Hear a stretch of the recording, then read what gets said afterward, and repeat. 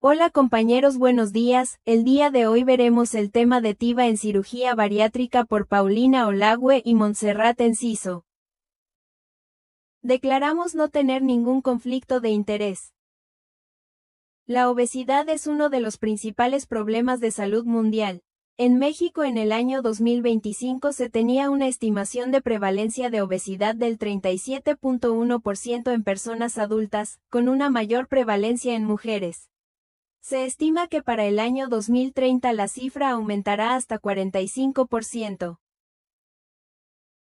La Organización Mundial de Salud define la obesidad como un acúmulo anormal o excesivo de grasa, que puede ser perjudicial para la salud, presentando un IMC mayor a 30. Esta enfermedad suele ser multifactorial y conlleva a la aparición de distintas comorbilidades. Síndrome metabólico, cardiovasculares, hipertensión, enfermedad coronaria, respiratorias, disminución de capacidad residual funcional, apnea obstructiva del sueño, síndrome de hipoventilación por obesidad, circulatorias, mayor riesgo de trombosis profunda, gastrointestinales, ERGE, hernia de hiato, con mayor riesgo de aspiración. En la valoración anestésica de un paciente obeso no se realizan exploraciones especiales, se tiene que individualizar como a cada paciente y con base en ello, realizar pruebas específicas y encaminar nuestra toma de decisiones sobre el manejo en sala. Los principales factores a identificar son la distribución de la grasa ya sea central o periférica, presencia o no de síndrome metabólico, o comorbilidades, y saturación de oxígeno al aire ambiente, uso de dispositivos de oxígeno. Realizar valoración de vía aérea, con el fin de precipitar una vía aérea difícil y el manejo de la misma. Entre las distintas escalas de valoración de vía aérea, la circunferencia de cuello es la que mayor pronóstico de vía aérea difícil no puede brindar. Realizar nuestras respectivas escalas de riesgos, incluyendo la escala de Obesity Surgery Mortality Risk Score. Para el manejo anestésico, es importante verificar que todo el material sea adecuado para el tamaño del paciente. La posición recomendada para el paciente durante la inducción anestésica es posición en rampa y Trendelenburg invertida, mejorando así la comida del paciente, la ventilación, manteniendo la capacidad residual funcional, mantener un plan de manejo de vía aérea previo. La dosificación de los medicamentos es individual y se calcula en base al peso indicado para cada tipo, como se ejemplifica en la siguiente tabla.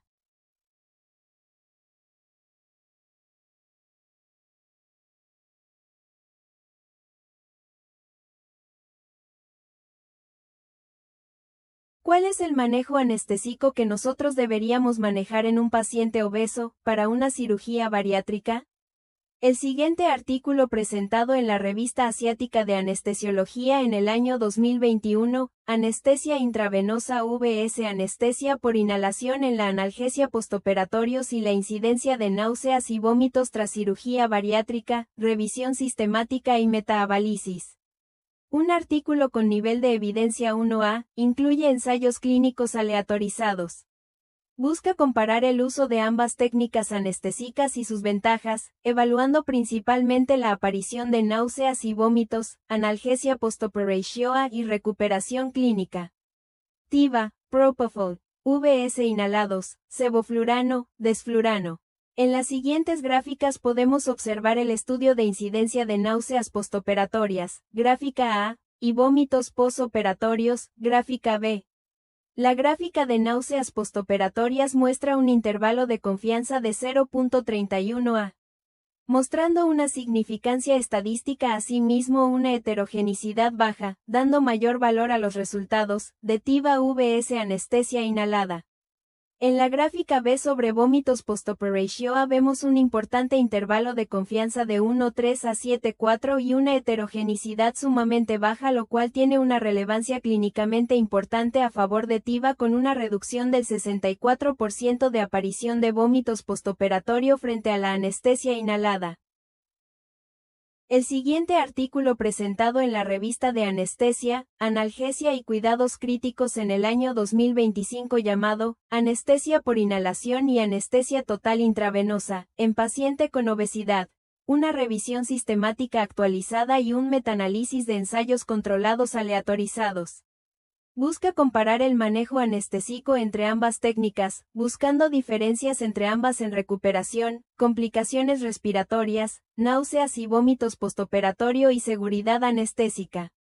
El artículo presenta un nivel de evidencia 1A con un diseño de revisión sistemática y metaanálisis actualizados, incluyendo estudios clínicos aleatorizados.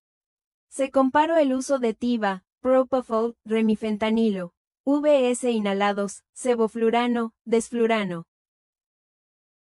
En la primera imagen podemos observar el estudio realizado para la presentación de náuseas y vómito, en la cual se muestra una heterogenicidad de 73.3%. Los resultados nos muestran un intervalo de confianza del 95%.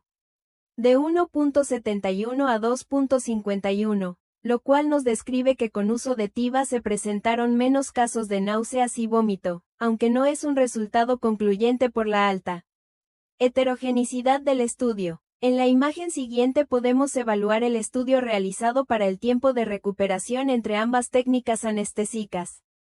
Con un intervalo de confianza de 0.95 a 5.39, el cual cruza la unidad indicándonos su falta de relevancia estadística, sumando además una alta heterogeneidad, que nos describe las diferencias existentes entre los estudios, lo cual no apoya el resultado. En la última tabla podemos observar la comparación de presentación de dolor entre ambos grupos de estudio, con un intervalo de confianza -1.08 a 3.36, el cual cruza la unidad generando nula relevancia estadística y de igual manera manejando una heterogeneidad alta. Los resultados de este estudio hablan de una notable ventaja de Tiva VS anestesia inhalada en una menor asociación de náuseas y vómito, mientras que en los otros puntos analizados la alta heterogeneidad de los estudios no favorece en mayor medida a ninguna técnica. En el paciente obeso, la anestesia representa un reto importante debido a múltiples cambios fisiopatológicos. Entre los más relevantes están el aumento del volumen de distribución, alteraciones en el aclaramiento de fármacos y una mayor susceptibilidad a complicaciones respiratorias postoperatorias. Estos cambios hacen que la anestesia sea menos predecible, especialmente con fármacos lipofílicos como el Propofol, que pueden acumularse. Por ello, actualmente se busca una anestesia de precisión, que permita mantener una profundidad adecuada, minimizar efectos residuales y favorecer una recuperación rápida, lo cual es particularmente importante en cirugía bariátrica. Se analizan dos estudios clave. El primero es un ensayo clínico aleatorizado que compara Propofol en Tiva automatizado, CLADS, contra desflurano inhalado de la revista Asian Journal of Anesthesiology con factor de impacto de 1.6 cuando se publicó. El segundo es un ensayo clínico aleatorizado prospectivo publicado por la European Journal of Medical Research con un factor de impacto de 3.4 que compara anestesia libre de opioides contra anestesia convencional con opioides. Ambos estudios evalúan variables críticas: recuperación anestésica, hemodinamia, dolor postoperatorio, náusea y vómito, satisfacción del paciente. Esto nos permite evaluar tanto la fase intraoperatoria como la recuperación. Ambos estudios son prospectivos y aleatorizados, lo cual les da un buen nivel de evidencia. En esta tabla se muestran los principales parámetros de recuperación anestésica. Primero, el tiempo de apertura ocular. Propofol automatizado, aproximadamente 4.7 minutos. Desflurano, aproximadamente 5.6 minutos. Segundo, el tiempo de extubación. Propofol, 6.7 minutos. Desflurano, 7 minutos. Tercero, el tiempo para alcanzar un aldrete 9. Ambos grupos alrededor de 15 minutos. No hay diferencias significativas entre los grupos. Esto es muy relevante porque contradice la idea clásica de que el Propofol retrasa la recuperación en pacientes obesos debido a su acumulación. Aquí vemos que, cuando el propofol se administra mediante un sistema automatizado guiado por BIS, se logra una recuperación comparable a desflurano. El problema no es el fármaco, sino la forma de administración. El control automatizado evita sobredosificación y acumulación. En estas gráficas observamos la evolución de la frecuencia cardíaca y la presión arterial media durante todo el procedimiento. Las curvas de ambos grupos son prácticamente superponibles. No hay diferencias significativas en la mayoría de los puntos. Solo se observa un aumento de la frecuencia cardíaca posterior a la extubación en el grupo de desflurano. Ambas técnicas proporcionan estabilidad hemodinámica adecuada durante la cirugía. En cuanto a profundidad anestésica, el porcentaje de tiempo en el que el BIS se mantuvo dentro del rango objetivo fue similar en ambos grupos, aproximadamente 78 a 80%. Esto indica que el sistema automatizado logra un control preciso de la anestesia, manteniendo al paciente en un rango adecuado sin variaciones importantes. El uso de sistemas de retroalimentación cerrada permite ajustar en tiempo real la dosis de propofol, lo que mejora la estabilidad y evita tanto infra como sobredosificación. En esta gráfica se muestra el consumo de morfina en el postoperatorio. Los resultados son: grupo con opioides, mediana de 19 miligramos.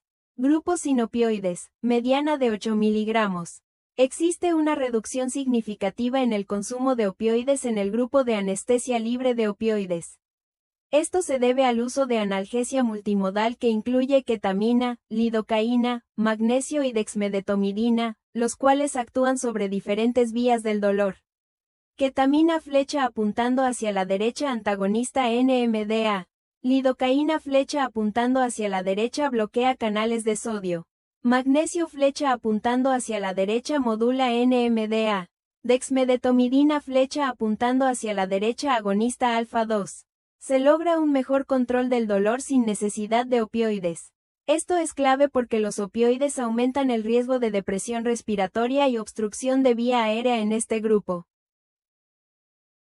En esta gráfica se muestra la evolución del dolor mediante escala visual análoga. En la primera hora no hay diferencia entre grupos. Posteriormente, el grupo sin opioides presenta menor dolor en reposo, movimiento y tos. La analgesia multimodal tiene un efecto más sostenido en el tiempo. Ahora, respecto a la tabla de náusea y vómito. No hay diferencia significativa entre grupos. Aunque se esperaría menor náusea y vómito postoperatorio sin opioides, esto no se observó probablemente porque todos los pacientes recibieron ondansetrón y hubo hidratación adecuada. Como conclusiones integradas. Primero, la anestesia con propofol automatizado es comparable a desflurano en términos de recuperación y estabilidad, lo que la convierte en una alternativa viable en pacientes obesos. Segundo, la anestesia libre de opioides reduce significativamente el consumo de morfina y mejora el control del dolor sin comprometer la estabilidad hemodinámica. Tercero, no se observan diferencias en efectos adversos como náusea o sedación, pero sí una mayor satisfacción del paciente. En cirugía bariátrica, el enfoque actual debe orientarse hacia anestesia personalizada, con control preciso de la profundidad y estrategias multimodales que reduzcan el uso de opioides y optimicen la recuperación. Muchas gracias por su atención, que tengan bonito día.